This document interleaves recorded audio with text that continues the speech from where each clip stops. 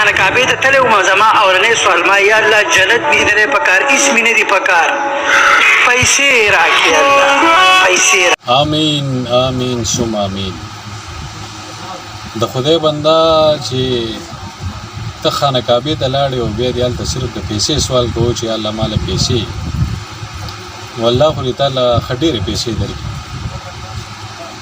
او که الله زمونږ نصیب وکړو په خانه کعبه کې نو مونږ خو به اول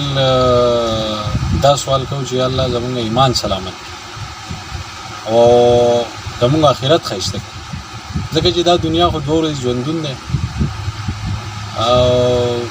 دنیا مثال چې کوم دی نو دا وایي داسې مثال دی چې یو مسافر په لار روان وي او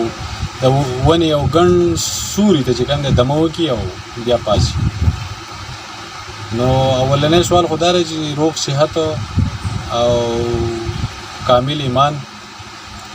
او د هغې نه بعد لږه ډېره دنیا چې صرف ټایم پې پاس کېږي په دې باندې شکر دی د الله نو زه الله دې تعالی ډېر مال دولت درکړي چې ته پکې خوشحاله